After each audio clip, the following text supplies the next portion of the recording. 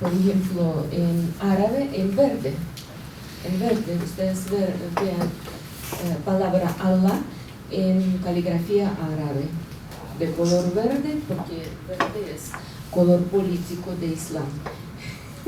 Y yo estaba bromeando con las compañeras diciendo que sin ponernos de acuerdo las tres nos vestimos hoy de verde, ¿verdad? Bueno, color político musulmán, ¿verdad? Del Islam. Nadie, un pequeño detalle, quizás ustedes lo recordarán, pero vale la pena mencionarlo. Ustedes saben que dentro del Islam existen dos corrientes principales, están los suníes y están los chiitas. La diferencia fundamental entre estos grupos es que los suníes, aparte del Corán, aceptan la sunna o los dichos del profeta, mientras que los chiitas creen exclusivamente en lo que dice el libro sagrado del Corán, únicamente. Esa es la diferencia fundamental. Gracias, Manu. Bueno, conquistas de Rusia, bueno, el título no voy a leer para no atrasarnos. Este periodo histórico de Rusia de Kiev finaliza con la conquista de Rusia por parte de los mongol tártaros en el siglo XIII, bajo el comando de Chingis Khan. Más bien, invadieron las tropas de Chingis Khan, pero fue el Khan Subotai y Batu Khan. Estas hordas destruyeron y saquearon todo el país, quemaron las ciudades, mataron cerca de la mitad de la población y establecieron un dominio que duró más de 200 años. Su yugo atrasó inmensamente el desarrollo cultural del pueblo ruso y al mismo tiempo algo de su influencia étnica y cultural se refleja desde aquel entonces en nuestra lengua, porque hay varias palabras tártaras, más que todo, en lengua rusa y se refleja también en ciertos rasgos faciales, algunos rasgos faciales, ¿verdad? Porque más al norte, digamos, donde no llegaron mongol tártaros, la gente es más rubia, digamos, más al sur, ustedes se encuentran ya con el pelo oscuro, etc. La ola de conquistas mongoles fue frenada gracias a la resistencia de los rusos, quienes salvaron a Europa de la destrucción. Las hordas mongol-tártaras llegaron más o menos hasta Hungría actual. Aquí vemos una ciudad que están atacando, ciudad rusa atacada por mongol-tártaros. Al principio decían todos mongoles, ¿verdad? Pero en realidad nosotros siempre en Rusia decimos mongol-tártaros y al final, digamos, de este dominio ya solo tártaros decíamos. Rusia en los siglos XV y XVI, anexión de tierras tártaras y Siberia. En el siglo XIV los rusos al fin lograron vencer el ejército mongol-tártaro en la batalla de Kulikovo. Es un campo. A partir de esta fecha, los príncipes rusos poco a poco dejaron de pagar el impuesto, el tributo, ¿verdad? Tenían que pagar siempre todos los príncipes a los khanes. En este periodo se recuperó el Estado ruso con la capital de Moscú. Al mismo tiempo, el pueblo mongol-tártaro formó su estado llamado la Horda de Oro, con la capital en Saray, en el río Volga. La navegación de los barcos rusos fue interrumpida. Para esta época, este pueblo también adoptó la religión islámica. Aquí, batalla de Curicó. Es un cuadro, digamos.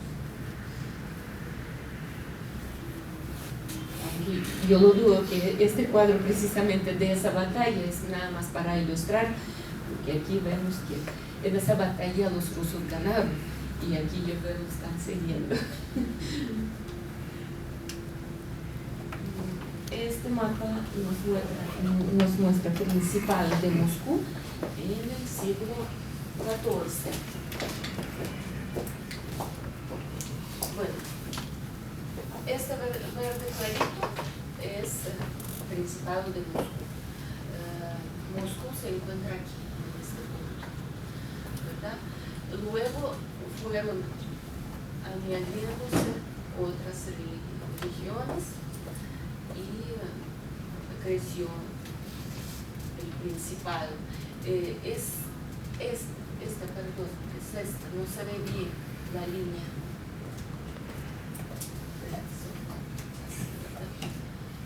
Es otro Principado de Nóvgorod. Aquí está la horda de oro. El enorme territorio de esa horda de oro. El Principado de Moscú está mostrando para el 1352.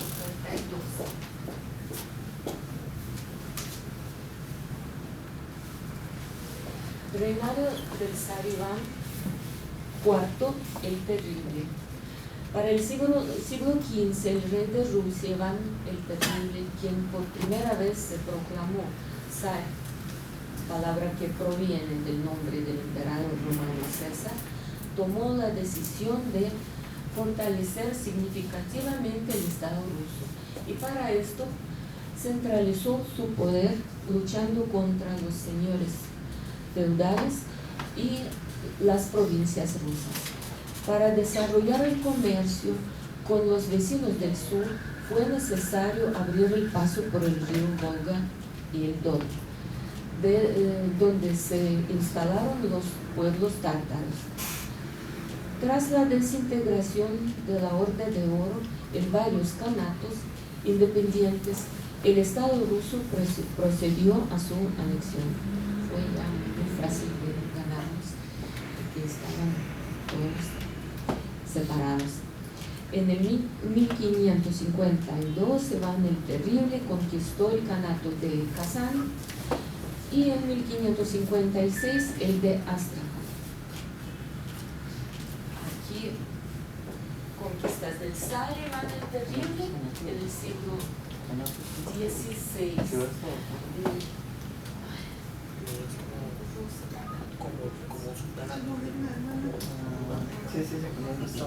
Bueno, aquí estamos viendo territorio ruso y aquí son diferentes kanatos. Kanato de Nogay, kanato de Astracán, kanato de Kazán. Y para ubicarlos, aquí está, es el mar Azov, chiquitico, ¿no? Mar Negro y Mar Caspio. Mar Negro actualmente se llama Mar Negro, en aquella época se llamaba Mar Ruso.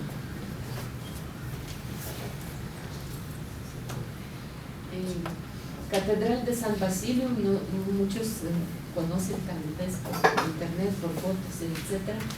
Fue construida para conmemorar la conquista del kanato de Kazán por el zar Iván el Terrible. Y este zar,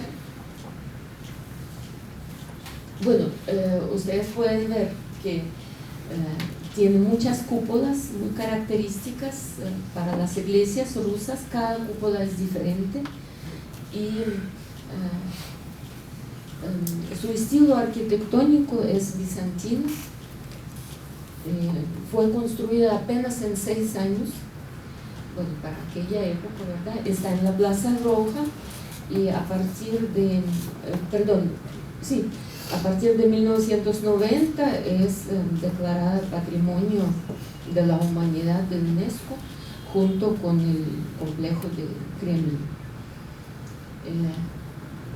Hay una leyenda, tal vez ustedes han escuchado, que su arquitecto fue cegado por el zar Iván el Terrible para que no pudiera construir algo parecido tan bello en otro lugar.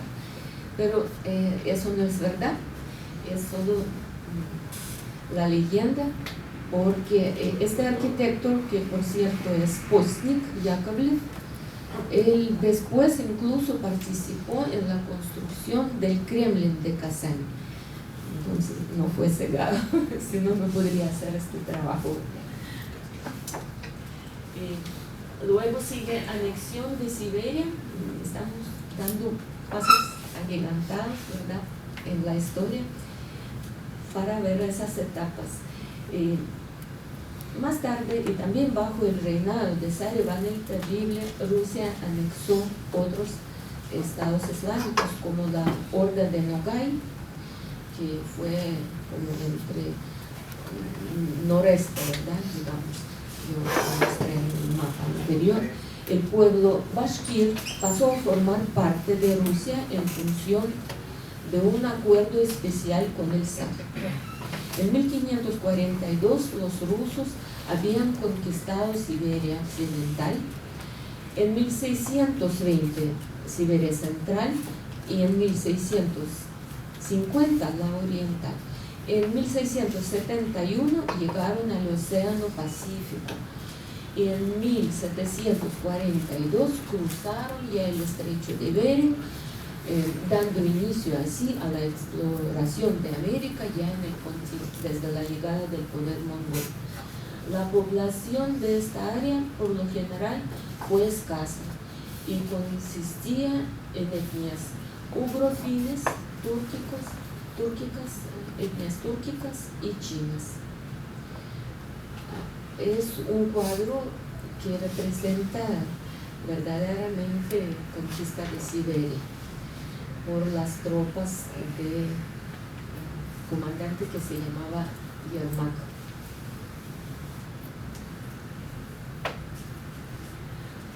Anexión de la Horda de Oro y el Kanato de Crimea.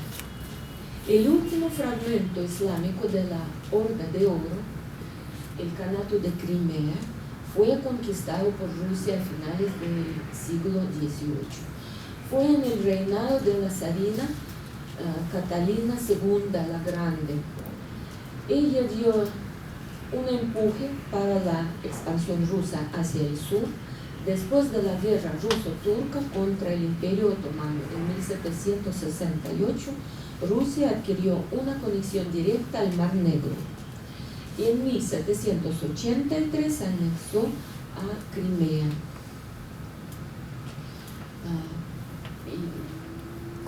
Quiero hacer énfasis que de aquella época la península Crimea pertenece al Estado ruso. Lo que ustedes ahora vieron por las noticias, digamos, yo voy a apartarme un poco del tema, Crimea siempre fue rusa desde este tiempo de 1783. Lo que pasa es que en la época soviética no existían fronteras desde dentro de la Unión Soviética, eran solo en el mapa, ¿verdad? Entonces, presidente Nikita Khrushchev, bueno, yo hablo como se dice en ruso, Nikita Khrushchev, con O, no con Y, como dicen aquí. Aquí hay muchos, tal vez Vladimir por aquí, pero nombre es Vladimir en ruso, correcto, Vladimir, que quiere decir como el reino de paz, Vladimir, o como gobernante de paz, si traducimos, ¿verdad?, este nombre. Pues entonces Nikita Khrushchev simplemente por un decreto, sin hacer ningún plebiscito ni consultar con el pueblo, dijo, no, eso va a pertenecer a Ucrania porque así territorialmente es más fácil por cuestiones administrativas, digamos. porque la república más cercana fue Ucrania. Bueno, había muchos descontentos por este acto de Khrushchev, pero como no le importaba mucho en aquel entonces, porque no ha cambiado nada prácticamente, fue algo en el papel, y vean lo que pasó después, ahora, ¿verdad? Es la mayormente la población rusa allá, ruso parlantes, son antiguos, bueno, no antiguos, son rusos, aparte de, por supuesto, población ucraniana, y muchos tártaros viven allá también. Entonces, todo ese alboroto surgió, dicen que anexaron, etc. Existió muy poco tiempo dentro de Ucrania. En época soviética, cuando no existían prácticamente fronteras. Bueno, volvemos al tema. Tras la guerra con el Imperio Otomano, en 1787-1792, precisamente en el 1792, se amplió el dominio territorial de Rusia hacia el sureste, llegando al río Dniester. Aquí vemos el retrato de Catalina II, la Grande. Ella se proclamó a sí misma la Grande, pero tenía toda la razón, porque ella reinó 34 años, desde 1762 hasta su fallecimiento en 1796. Fue una emperatriz rusa muy destacada. Ella, de sus orígenes, es princesa alemana de un principato diminuto alemán, muy pobre, porque la casaron con heredero del zar Pedro III, y bajo su largo reinado, de Catalina, Rusia se convirtió en una de las potencias con mayor influencia en Europa. Fue muy prorrusa. Ella ya, a partir de ahí, no quiere hablar alemán, nunca, ni con alemanes. No quería, ella se dominaba rusa, y solo todo lo ruso le importaba, porque ella sentía muy responsable de ser emperatriz de un país tan grande y tan poderoso para la época. Conquista del Cáucaso Norte. En los siglos XVIII y XIX, el Imperio ruso incorporó los territorios del Cáucaso Norte durante las guerras del Cáucaso y la región de Azerbaiyán, ambos de poblaciones mayoritariamente musulmanas. Aquí vemos el Imperio ruso, ¿verdad? Para la época. Ya, perdón, siempre se me olvida Alaska, y aquí territorio de zar Nicolai I, en ruso se dice, perdón, yo le dije en ruso Nicolai I, es Nicolás I. Y yo me acuerdo que yo estaba dando unas clases para niños rusos, costarricenses, pero chiquiticos, ¿verdad? Y estábamos hablando de los nombres y apellidos rusos. Entonces yo preguntaba, ¿quién se acuerda algún nombre ruso? Y todos estaban así pensando, ¿verdad? Después dijeron, bueno, algunos rusos empezaron a decir, los chiquitos rusos, Olga, sí, Tatiana, Natalia. Y yo tenía una alumna con el apellido que proviene del nombre Nicolai. Ustedes conocen, ¿verdad?, este nombre. Y él va a decir, ¿por qué? Porque ella estaba pensando, no podría recordar ningún nombre. Y después dice, ya sé, vodka Nicolai. Ya, esa chiquitica ya se acordaba que existe aquí, consta, solo aquí existe esta vodka. Nicolai en Rusia no existe. Y ella era de la Jivá. Entonces, ay, sí, volcánico, ya me acordé un nombre. Bueno, entonces, bajo el gobierno de zar Nicolás I, el avance ruso había llegado a dos kanatos de Kokand, Bujara y Jivá, actualmente repúblicas de Uzbekistán, Tayikistán, Kirguistán y Turkmenistán. Ustedes ven que todas esas repúblicas, esos pueblos, tienen terminación stan. Stan quiere decir como el campo, la tierra. Entonces, tierra de uzbecos, Uzbekistán. Tierra de kirguisos, Kirguistán. Tierra de tayikos, Tayikistán, etcétera, etcétera. Tierra de turkmenos, Turkmenistán. Es para que voy a recalcar. El cultivo de algodón en Asia Central se tornó en uno de los principales objetivos de la conquista rusa de estos territorios. La campaña en Asia Central comenzó en 1864 mediante el envío de expediciones militares a la región entre el Mar Caspio y China, en el norte de Afganistán. Los rusos tenían una organización militar superior, en cambio, la resistencia estaba armada con unas pocas armas anticuadas. La población de estas regiones era escasa, en gran medida tribus islámicas, la mayoría eran pastores nómadas. Política de los zares con la población musulmana. Los zares rusos durante muchos siglos desarrollaron una política exitosa con los pueblos musulmanes. Desde los años 80 del siglo XVIII, la zarina Catalina II promulgó varios decretos que mejoraron la situación del Islam en el imperio. En 1784 otorgó a la aristocracia musulmana de los mismos derechos de los que gozaban los nobles rusos.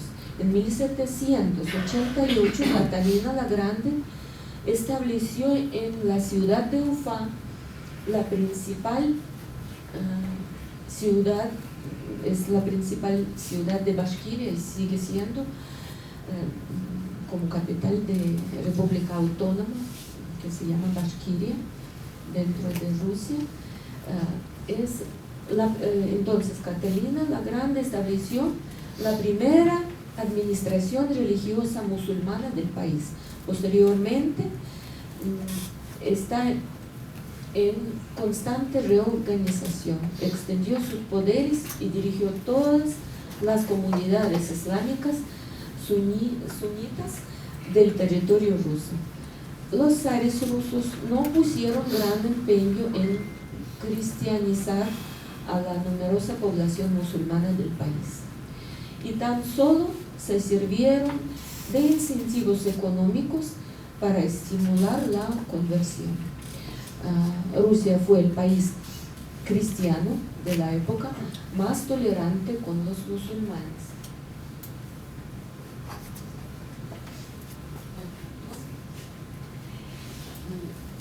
Bueno, es Gran Mufti actual y el libro Corán.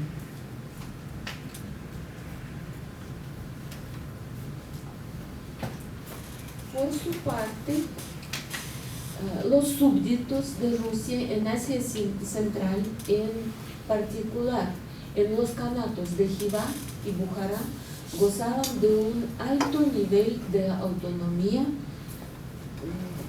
mantuvieron sus tradiciones literarias y religiosas hasta el siglo XX. A partir de 1805, el gobierno procedió a organizar la estructura religiosa de los musulmanes del Cáucaso Sur. Primero. En 1872 los musulmanes rusos ya contaban con dos administraciones, la chiita con el jeque del Islam a la cabeza y la sunita dirigida por el muftí.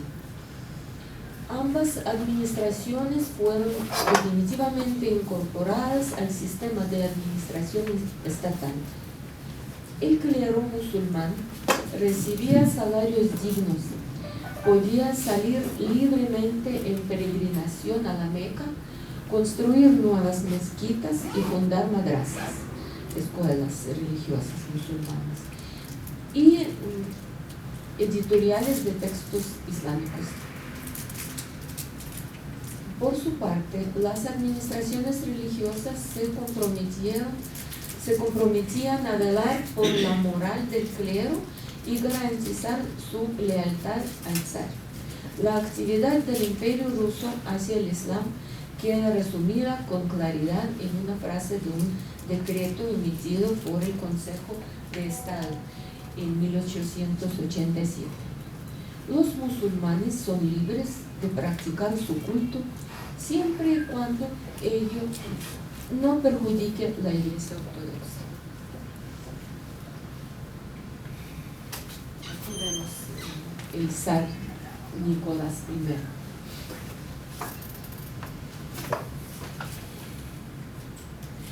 Islam durante la época soviética. Después de la Revolución Socialista, se formaron las repúblicas soviéticas de Rusia, Ucrania, Bielorrusia y Transcaucasia. Bielorrusia se forma de dos palabras. Biel, que es blanco, y Rusia, es Rusia blanca en Rusia. Ucrania quiere decir que es una república, un pueblo que vive a la orilla, o sea, como por la frontera. Ucrania tenía dos nombres. Anterior se llamaba Mala Rusia, o sea, Pequeña Rusia. Bueno, entonces estas tres repúblicas primero se formaron, y Transcaucásica. Los que en 1922 formaron la Unión de las Repúblicas Socialistas Soviéticas, URSS, la abreviatura. Más tarde, en 1924, de 24 a 36 también ingresaron a la Unión de las Repúblicas de Asia Central, Kazajistán, Uzbekistán, Tayikistán, Kirguistán y Turkmenistán. Si ustedes vean a veces que se escribe diferente según la fuente de donde uno está sacando la información, porque o bien en inglés se escribe diferente, en español diferente, en ruso diferente. Yo leo como se dice en Rusia, digamos. Al mismo tiempo, la República Transcaucásica se desintegró para formar las repúblicas de Azerbaiyán, Georgia y Armenia. Georgianos y armenios son cristianos y azerbaiyanos son musulmanes. En 1940 se unieron las repúblicas bálticas, Lituania, Letonia y Estonia, y la República Moldova.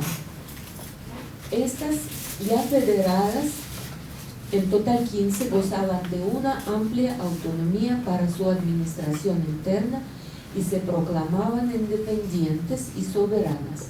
Cada una de ellas poseía su propio partido comunista, su propia bandera, escudo e himno.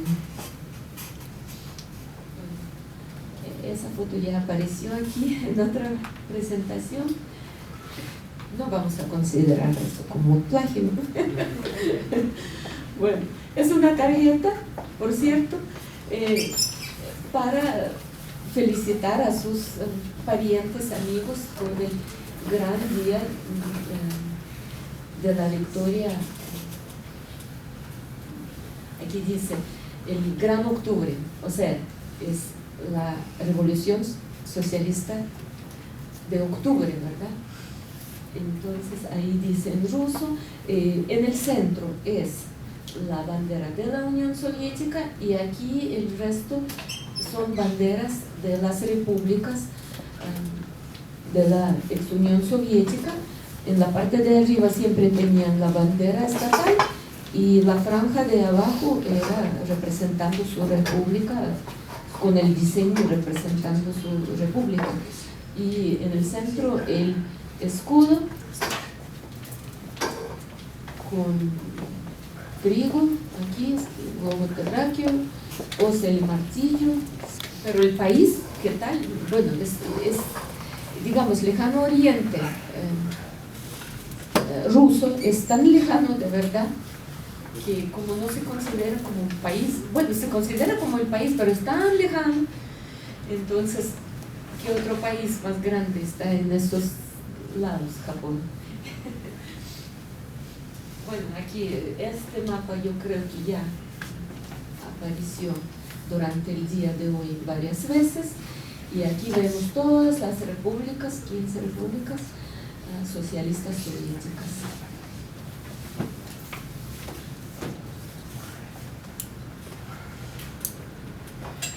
Además de estas, se formaron 19 repúblicas autónomas que tenían un rango menor y no gozaban del derecho a desafilarse de la Unión. Entre las repúblicas autónomas se encontraba la mayoría de las religiones mayoritariamente musulmanas, tales como Tatarstán, Bashkiria, Ayaria, Dagestán, Abjasia, estas todas, bueno, casi todas, la penúltimo renglón, todas esas repúblicas del norte del Cáucaso que yo estaba enseñando en mapas anteriores. Abjasia también está en el norte del Cáucaso, Karakalpaquia, Chechenia, Ingushetia y otras. Constan, Chechenia e Ingushetia era una república con dos pueblos grandes, bueno, no tan grandes, verán que Chechenia es diminuta, pero conformaban dos pueblos, digamos, chechenos y ingushet. Entonces se llamaba Chechenia e Ingushetia. Y como pueden ver, repúblicas autónomas, estas que estaban dentro de la República Socialista, no tenían, según la Constitución, el derecho de salirse, porque es como un territorio, digamos, que Heredia quiere separarse de Costa Rica. No tienen ese derecho, pero como verán después, Chechenia quería salir de la Unión Soviética, así veía.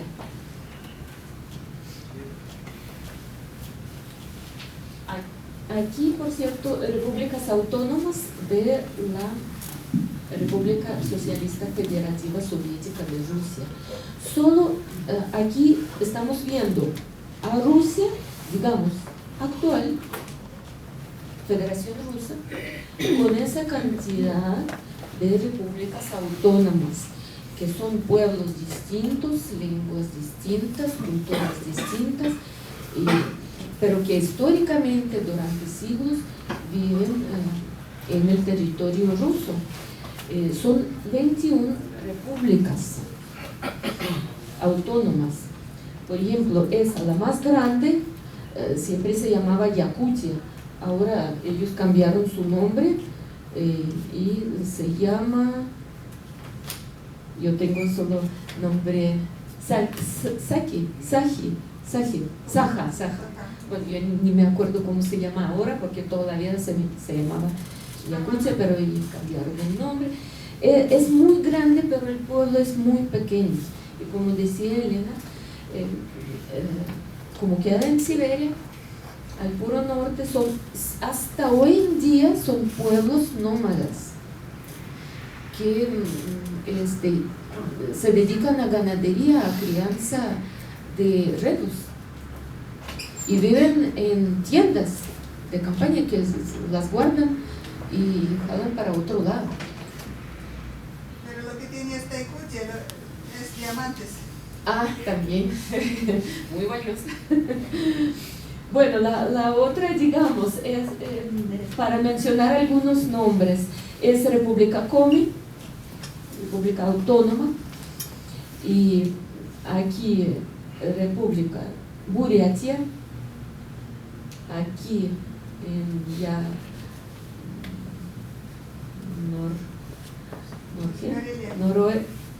noroeste, ¿verdad? Más o menos, ahí, o norte, diría yo, es Karelia, ¿sí? Y etcétera. Este, por ejemplo, 11, yo le dije ya Komi. Y vamos a mostrar alguna diminuta, digamos, número 1, es Adygea, que queda en el Cáucaso del Norte. Política estatal con el Islam. Durante la primera década del poder soviético, la política del Estado ateo fue muy favorable con el Islam. Y hay que mencionar que la política estatal soviética fue el ateísmo científico, ¿verdad? O sea, el Estado fue separado de la Iglesia, ya dejaron de dar clases de religión, digamos, en las escuelas. Nosotros crecimos sin esto, ¿verdad? Sin ni siquiera conocer, y bueno, remotamente por los libros que existe religión, sí, habían. Mi tía y yo tengo un montón de parientes, por supuesto, y una de mis tías entre todas, y es de la otra época. Ahora mi tía tiene 93 años y fue la única creyente, que toda su vida fue creyente.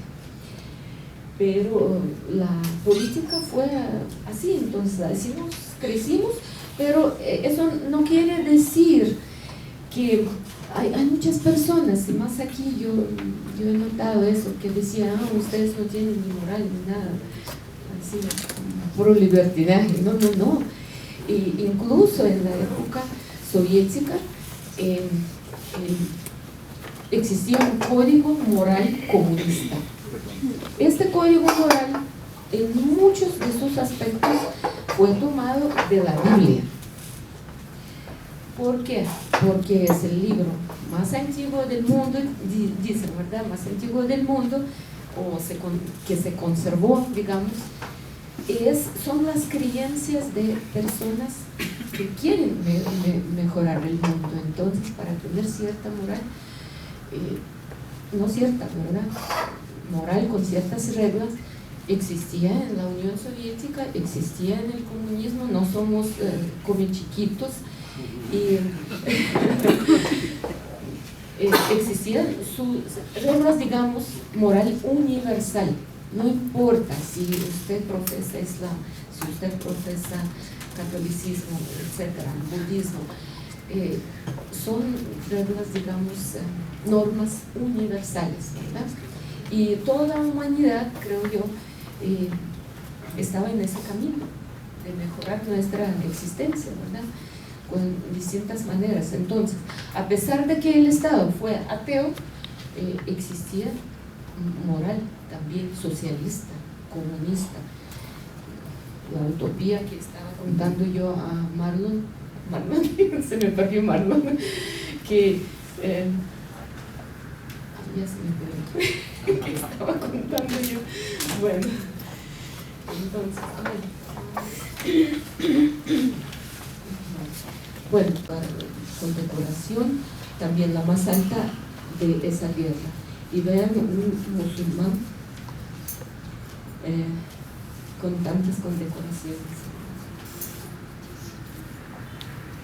Deportación de los tártaros. Pero hubo excepciones.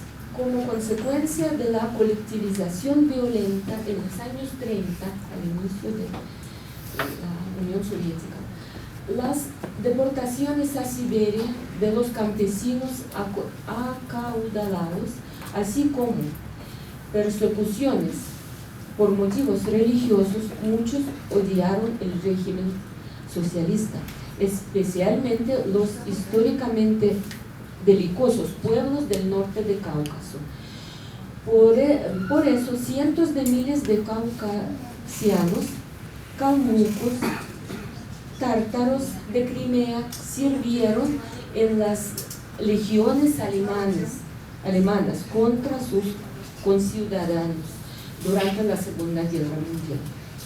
Rechazada la ofensiva alemana en el Cáucaso en el invierno de 1942-43, tras la expulsión de las tropas alemanas de Crimea en 1944, Stalin decidió castigar a estos pueblos traidores, sin distinguir entre cómplices e inocentes. La pena fue la deportación en masa de todos los pueblos del Cáucaso del Norte, excepto los osetios y los tártaros de Crimea. Deportaron a las estepas del Kazajistán. Los pueblos deportados pudieron regresar a las tierras que habitaban anteriormente a finales de los años 50, una vez denunciados los crímenes de Stalin por Nikita Khrushchev. En esas tres fotos vemos aquí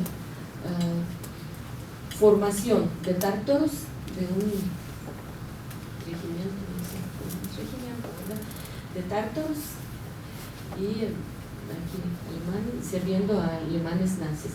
Y es ya propiamente deportación de sus pueblos a las estepas de Kazajistán, por lo menos a las tierras cálidas, ¿no? Siberia, pues una broma pesada. Desintegración de la URSS. Al desintegrarse la Unión Soviética en el año 1991, también se desintegró la dirección espiritual de Asia Central y se dividió en direcciones de cada una de las repúblicas centroasiáticas. También la administración central musulmana del Cáucaso Norte se dividió en 7 direcciones. En el territorio de esas repúblicas empezaron a florecer distintas corrientes del Islam no tradicional, entre ellas el wahabismo, el principal factor desestabilizador de la región. Wahabismo es una corriente político-religiosa musulmana de extrema derecha. Son terroristas actualmente. Guerras de Chechenia. En 1991, Chechenia, una república autónoma con población de 1.394.833 habitantes, declaró su independencia como República Chechenia de Ichkeria. Y los fundamentalistas islámicos respaldaron a los separatistas al considerar este intento el primer paso para convertir Chechenia y el Cáucaso Norte en un estado del Islam puro, basado en la ley coránica. Pero el gobierno ruso proclamó las elecciones ilegítimas, y en 1992 el presidente de la Federación Rusa, Boris Yeltsin, y la mayoría de los líderes de las repúblicas autónomas y los gobiernos étnicos firmaron un tratado que consistía en 3 documentos que regulaban los poderes reservados al gobierno central ruso, la relación entre este último y los organismos administrativos. Pero la República de Tatarstan y Chechenia se negaron a firmar. Por su parte, Yeltsin evitó llevar a cabo negociaciones serias con el gobierno checheno, permitiendo que las relaciones se deterioraran